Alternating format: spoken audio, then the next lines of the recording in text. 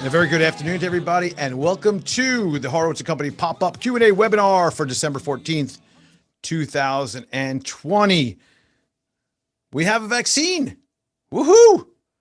Welcome to the new world where we are, and we are all hoping for this and praying for this for a long period of time. And here we are now, finally on the cusp of getting towards the end of this whole pandemic, at least towards the end, where we have the opportunity to eradicate this horrible situation that has changed all of our lives in so many different ways. I'm Andrew Horowitz, and thanks for joining us today as we work through some of your questions and concerns and anything that you have on your mind right now. I'll mention that, of course, this entire discussion is for educational purposes only. It is not a recommendation to buy or sell any security. Past performance is not an indication of any future results. And of course, nothing that we talk about today really will constitute things like accounting or tax advice, legal advice. Everybody's situation is different. So here we are just talking about the things that are important on a very basic level and trying to answer your questions. You could ask your questions at any time that you want, and you could do so in the Q&A panel. Please do not put it in the chat. You could ask them anytime, even starting now, so that you can start loading those up and we can get to those. Quickly, I want to mention a very happy birthday to Jojo. Jojo is out there somewhere, I believe. Happy birthday to you today. A very good friend of ours for a very long period of time. All right, a couple of things to go through. Last few sessions of this webinar series, I mentioned that we started this back in March, and I have an entire slew of notes from all the things that we talked about from back then. And as I had mentioned, well, we're going to do this for as long as possible, as long as there's interest.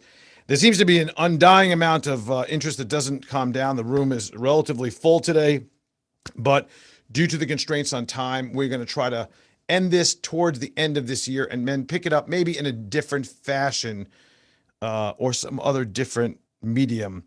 Of course, next year. You can always listen to the podcast over on The Disciplined Investor, whether it's on Apple, Spotify, Amazon Music, Amazon Podcasts, anywhere you get your podcasts, go directly to the site, thedisciplinedinvestor.com. A couple of things I want to kind of go through. Make sure that you write down the contact information that's on the screen right there in front of you right now, because that contact information can be utilized for you once we're finished with this webinar series. If you want any help with your portfolio, any questions that you have, and you could direct them on a more specific basis to us, and then I can figure out maybe what's the most appropriate answer for you then. So you'll see that over on the bottom of the page right now. And while we're on the topic, I think I had mentioned last time, Investology. This is a quick screenshot of the Investology website. You can go there and start crafting your own portfolio utilizing our, well, we'll call it our algorithm, where we put together a questionnaire that's about 10 questions long. It goes through a variety of different circumstances. This is your entry level way of getting involved with us. We call it our advisor crafted, technology enhanced investment process. Creates a portfolio on the fly for you that is aligned with your risk tolerance and aligned with your time horizon. Minimum investment is $10,000. And I think I mentioned, if I haven't, I'll do it again here, that the month of December, anyone who opens a brand new account through Investology in the month of December will get a free signed book, The Disciplined Investor, Essential Strategies for Success. I'll send that to you, personally sign it, personally write it to you. Anyone that's currently a client can also deposit another new $10,000, and we'll send you a copy of that book as well. So that's only available for December, and you have another, 15, 16 days to do so. So take me up on that offer. If you've thought about maybe working with us, this is the way to really have an entry level. Of course, we also have the TDI Managed Growth Strategy. This is a $50,000 minimum. And we also have our global allocations, which is a $500,000 minimum. So whatever fits your fancy, whatever you want to look into and check out. Again, there are all of the specific ways to get in touch with us. The website, thedisciplinedinvestor.com, email info@horowitzco.com. And of course, you can find our phone number in lots of places. All right, with that in mind, let's kind of do a quick recap of what's going on. Right now, the big news is over the weekend on Friday. In fact, late in the night, we had the FDA approved for emergency use authorization the Pfizer drug, which is a vaccine that has two shots that you have to take, I guess.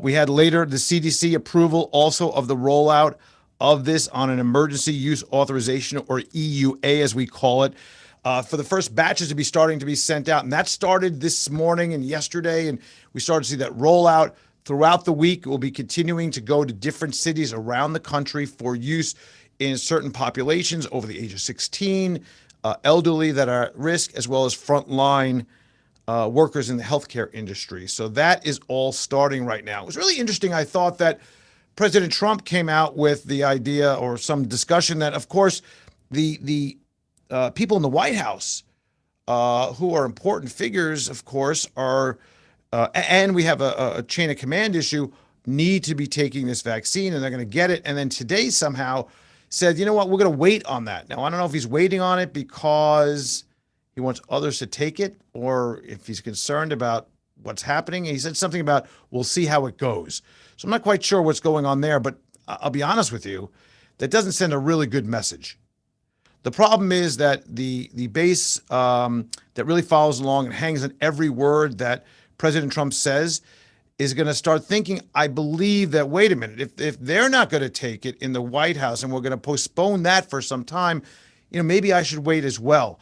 The problem is that, of course, while it is not available right now to the mass and general population, the fact is that if we don't have mass vaccines taken by people, the problem is we won't get to the end cycle of this entire process. We have to have mass immunizations. We have to have this herd immunity that is developed through either contracting this or taking a vaccine, producing the antibodies, and all the other things that go along with it. And if there's any question as to that, you have to wonder, is that going to be a holdup in coming to the end of this cycle of this pandemic later than sooner? I hope that's not the case. We're also going to be hearing from probably two other companies, Moderna and AstraZeneca, which have in the pipeline drugs that will be, in fact, very effective. So we've seen Johnson & Johnson is an interesting one as well, because that one has some other booster characteristics to it, as well as only one required shot to take. So you don't have to take it twice. You only have to take it once, it seems. At least that's what we know right now. So right now, this is starting to really provide a continuation of the revival of the spirits that the economy is going to continue to recover. We're going to see more jobs, more businesses really feeling better, consumers getting out there. Really, not right now. I mean, again, it's going to be somewhere towards, I think, what do we hear recently? March, where you're going to start seeing the first availability of the vaccines to the general public.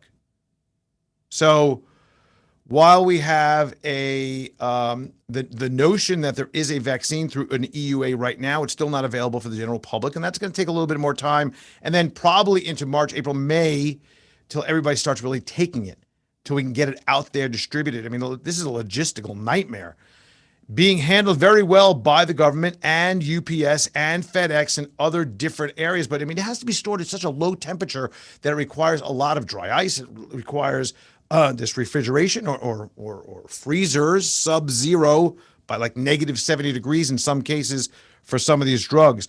But the good news is that there is kind of a light at the end of the tunnel that people are seeing. And that's why you're seeing that stocks are being bid up so well on the aspect that, you know what, if we get past this with all the stimulus in the system and the fact that we have low interest rates at historically low levels or thereabouts, that this is a good environment for investing. That's kind of been the playbook for some time right now. At the same time, we're starting to see that there are some concerns about the slowdown that is almost invariably going to happen in the first quarter. We saw last week, for example, that initial claims were over 800,000 for the week again. I think it was 833,000. And we started to see that maybe there's some concern about what's going to happen with retail sales, what's going to happen with the consumer, if in fact there is very little movement on the stimulus that would help to get us beyond that cliff that's coming the day after Christmas, where millions of people are going to lose their income from the federal unemployment that was specially provided through the CARES Act and through the separate addition through President Trump, where he did an executive order to extend it because the Congress just couldn't get anything going. Congress is still going back and forth to what they want. I mean, right now there's a contingent that does not want this passed unless there's a $1,200 per person additional check that will go out directly. Some will say that they don't want to deal with the liability, the liability protection for businesses. There are others that are saying, you know what, we don't want to fund state and local areas that have beforehand been really, terrible accountants with their monies and really spendthrifts, and we don't want to bail them out. So both sides and multiple sides, not really two sides, it's multiple sides of this equation going on right now, trying to figure out what can be done. Now, I have no idea why we can't just get what we agree upon done, except for the fact that I think that maybe if some of the parties agree to saying, okay, we agree on this, this, and this, they'll lose their leverage, they believe, if they get that voted in place. Then they'll never come back and circle back to the other deals that are being done. But again, animal spirits are kind of alive and kicking. We did see the markets sell off a little bit last week. Small caps were doing well. This week, we start off with a nice bang on the news about this drug getting delivered and starting to get out there, but it fell into the end as we realized there's a lot of tension still out there, that Germany is doing a complete lockdown of the country from December, late December, I think it's the 20th, through January, like almost 30 days. New York came out with an announcement that it looks like they have the potential of a complete stay-at-home order that will go into play, and that's a concern on top of all the other ones that we saw. So this is a significant development, and it really is a very hard thing to look at, because on one hand, we have this virus that is growing, and we're seeing this exponential caseload and hospitalizations and all the other things from a statistical standpoint. But yet at the same time, we have this vaccine in the future. So, until we get this under control, which it's not going to get under control, because even if we have these lockdowns, it really is not going to help that much. It does provide some drag to the economy. So therefore, we're probably not going to see a real recovery into the end of 2021 at best, when we get this all in the system of everybody. Because we're going to still see that airlines are not crowded. We're going to see that cruise lines have a problem. We're going to see that movie theaters and malls and offices. I think today I saw a headline that Google is not going to have people come back to the office full time until at least September 2021. Now, maybe it's out of an abundance of caution, but you know what? They're saying that at this point, they don't see it as even happening. Cruise ships and cruise lines keep on pushing back the dates of sailing. We saw that Singapore deal where they sent out a cruise to nowhere for a few days and somebody tested positive. They stopped everything. They turned around. They quarantined for a while. So a lot of this is kind of, on one hand, we have this news, but on the other, there's that. And that's kind of creating an interesting market environment, because on one hand, it's helping one group of stocks out, the technology and some of the healthcare companies. And on the other hand, it's really hurting a lot of the leisure travel and some of the office buildings and real estate, et cetera. So there's kind of a strange underpinning on a daily basis of what's good, what's bad, where do I want to be, where don't I want to be. We saw that oil was really rocking pretty well for the last few weeks, and that was on the idea that this vaccine was coming, that people will get back to work, people will start driving again, traveling again, all that, but then realization of, it's not going to be there for a while, so we have to wait some time for this really to play out. And I think there's that push and pull on a constant basis with markets, albeit with still a significant amount of upside. Now, with these animal spirits that I'm talking about, we saw things like these SPACs, these special purpose acquisition companies, doing really well for some time. We saw the IPO market on fire. Some of the most IPOs in years come out this year. Who would have thought? And we saw that these IPOs, which are still in the spotlight, even though some of the shine has been taken off them the last couple of days, like Airbnb and DoorDash. I mean, these IPOs priced and then doubled on their open. All that research and all that time spent crunching numbers, going out and finding out what would be the most appropriate price to let this in on, or let this out on the market. And even after all the upsizing and expansion throughout the process into the day and night before the deal going public, they still doubled. So you have to wonder, were the people that were doing this so far off? Were the companies that out of not in the loop? No, it's because we have people that say, you know what, look at this company that's coming out. I know Airbnb and I think it's a great company, and they took it up to incredible levels. These did drop down, I think, from 190 to 160 on one, 190 to 120, or 165 to 126 on the other in the last couple of days. But these initial pops really are telling you that people are looking at valuations in a very wonky manner, because both companies really don't make much money at all. In fact, they're losing money, Airbnb. While they have the quote unquote path to profitability that's talked about so often, it's years out and we're not even sure that's going to happen.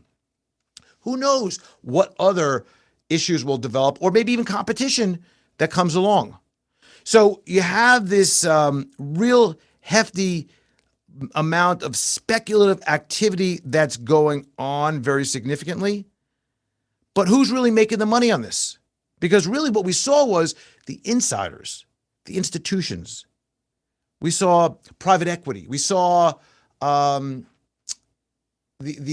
venture capitalists. Retail, by the time it gets out to them, they bid it up so hard and then they're trapped. And that's what we're seeing on a regular basis. And unfortunately, this is not a new story.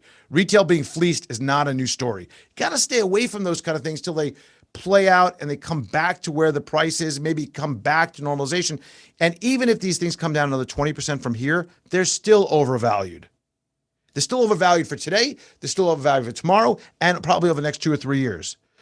And the discussion that's been going around is, well, people are looking past this. They're looking at 2025 numbers. Really? Who looks at 2025 numbers? We have no visibility there. I mean, it's nice to believe that, yes, long term, this will be a great company and this will happen and this will happen and that falls into place and we're going to have.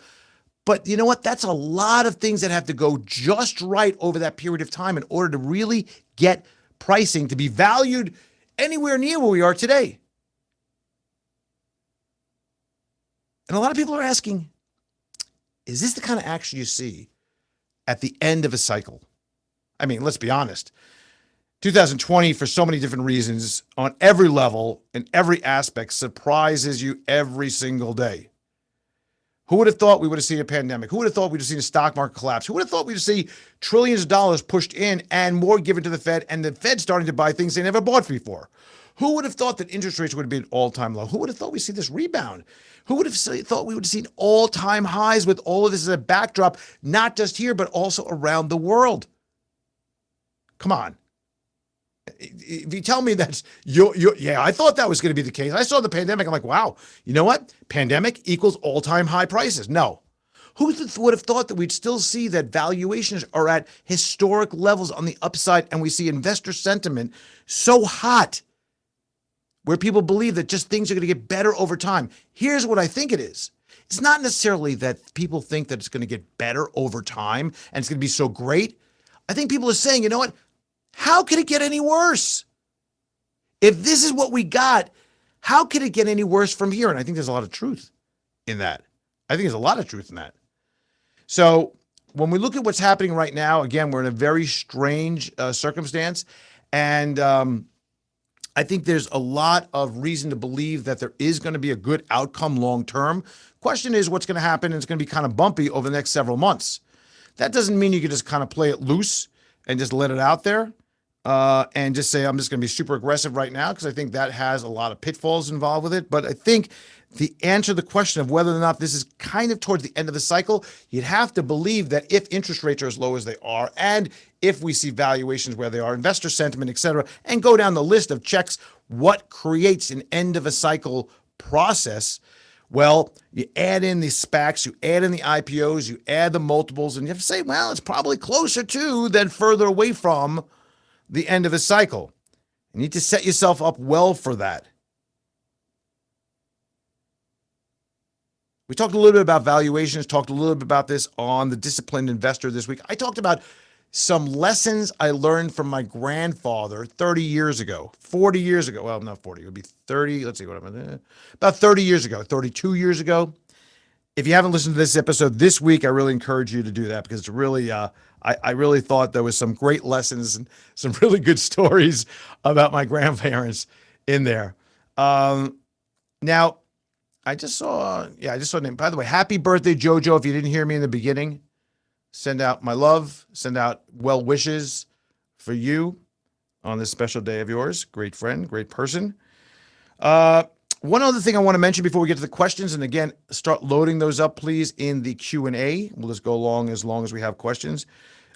Something I want you to consider for the end of the year, and that is to start thinking about your portfolio and start thinking about your kind of manicuring and working on your portfolio into the end of the year to set yourself up so that you are in a good position over the next several months.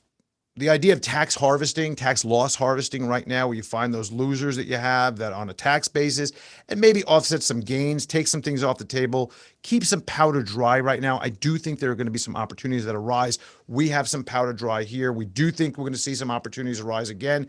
And if they do come in, fine. If they don't, we've always talked about this 1 foot in, 1 foot out. We still have the opportunity that we are involved anyway. But again, just a little bit out there for a little bit extra opportunity. I think it's a really smart thing going into the end of the year. If you don't know and understand about tax loss harvesting, which we do on a regular basis, so it's kind of like not, oh, I need to do that right now. We're kind of constantly looking at that for our client portfolios. And if you don't know what that is, if you have any issues and concerns of whether it's being done for you, or if you're managing your own portfolio and you're not really fully aware of what to do with that, well, again, there's our information on the bottom of the screen that you're looking at right now. Just go over to thedisciplinedinvestor.com. There's a lot of contact us around there, and you can check that out. All right, so it is time for some of the Q&A right now. Let's see. We're going to answer. We only have a couple of questions today. I guess everybody has all the questions answered, or I've answered all of them already. I don't know.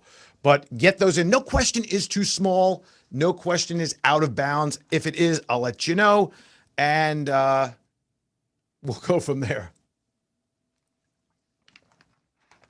Let's see. So Robert Greenberg asked a question. Now, he has a question about trigger charts. Now, trigger charts is, so a number of years ago, some of the ways that we built here to look at technical analysis, I built a structure of algorithms where I could understand better where things are trading, where are support, where is resistance, where are we looking at from the aspect on a chart of entry, exit points, et cetera, for our trading portfolios. Okay. One of the things that happened was TradeStation liked what we were doing. We decided to put them on their platform. They were just starting out with this platform. So we have several different indicators that are able to be bolted onto very easily to the TradeStation platform, the TradeStation trading and charting platform. Okay, with that as a backdrop, so Robert asks a question. He says, sometimes the stock is selling for higher than the profit watch number in trigger charts. Does the profit watch become a reasonable stop market? The more I stay with trigger charts methods, the better I'm doing. Well, that's good. But I still have a lot of room to learn. Thank you for the product and the time you give. So it's not usual that you'll see that. There are some times that you'll have that. It is trading above, and usually you look to the next bar in particular to see if it did in fact confirm out, because oftentimes when you get that profit watch level, that's the level that you say that, you know what, it came back into, if it's moving up, it came back into a level of a support level from a breakout, and that's where you want to possibly move out of it. Or if it's moving a long time, it may have been point. Yes, I would think that that is a level of stop or a level when you're trading to say, yes, that's where I'm going to put the line in the sand, and I'm going to move out of it if it closes, at that level or below that level. So yes, that is the answer to your question. Long way around. Ben asks, with your discussion on the problem with valuations, where else do you put money with the current rates and explosion of M1 supply that has added 1 trillion since November 9th? And he gave me a nice little chart from TradingView. Let's see if I can open that up here. Let's see. Here, it's open.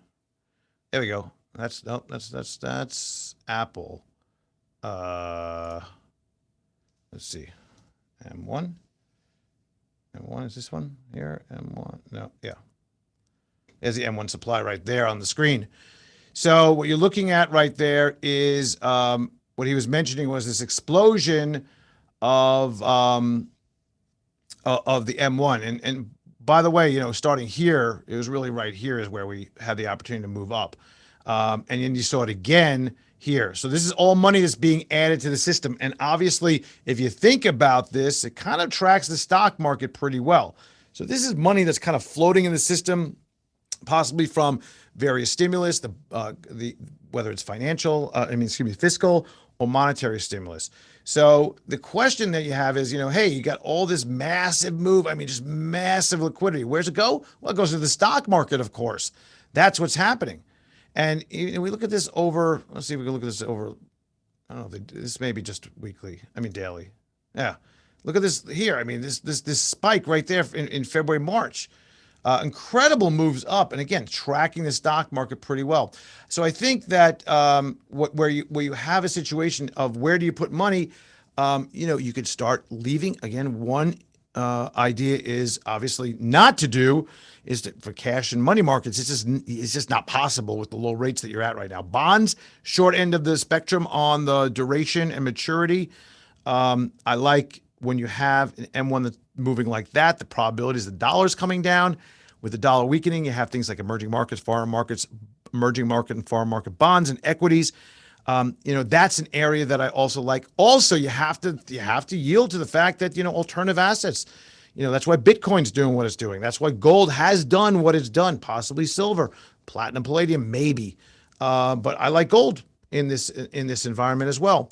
So you have to look at the alternatives. You have to look at non-traditional investments. And then, of course, equities. You're going to have, this is an inflationary environment. If you look at this at any other time and look at what's going on with the M1 supply, the amount of money in the system, it is inflationary. There's no question about this. What do you do in inflationary times? Things like tips. Treasury inflation protected securities. We've got a nice position of that in our portfolios for our clients, in our global allocations, and also in our Investology. So all these things are kind of alternatives. And then obviously there's something to be said about, with all this money going in, that you have to say it's no wonder that stocks are doing what they're doing, because there's so much money that it's just bleeding into every aspect of the environment there, of the markets. So James says hi, and then he says, hey, Andrew, do you see inflation or deflation first in 2021? The way we're going right now, we have, supposedly by the official numbers and the official standings, we have no inflation. If we go to things like shadow stats and we look at alternative stats that were built on the older calculations and models, we have inflation. Right now, the way that our inflation gauges are built, the official numbers, whether the PCE numbers or whether that the Fed likes, personal consumption expenditures, or it's the core inflation, or even PPI, CPI, and PPI, there is no inflation right now. And with the amount of people that are out of work, there is, more of a I would think more of a potential for flat inflation or no inflation, but not necessarily deflation. However, the fact still remains that you still see things like housing prices ramping higher. You see, again, the money M1 that we talked about a minute ago. You talk about things like car sales and on used car sales, paying full ticket and people just coming up. You hear stories, people coming up with wheelbarrows of cash to buy things, whether it's some boats or cars. So inflation is, I think, very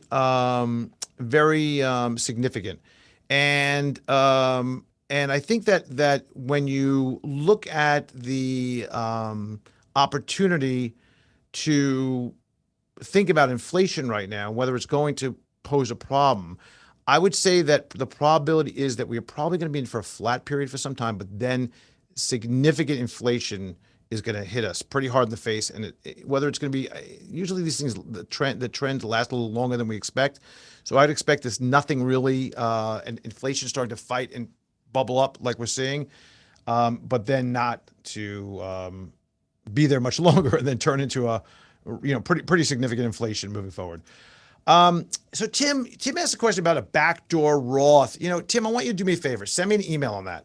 Okay. Not that I'm trying to it's a little bit more of a in-depth discussion and some of the questions you have. If you don't mind, send me an email at info@horowitzco.com. Just copy and paste your exact question here, and I'll get you an answer on that so we can go through that. Because I think that there's a couple other comments, and maybe just give me some further background on your situation so we can give you a good answer on that. Okay.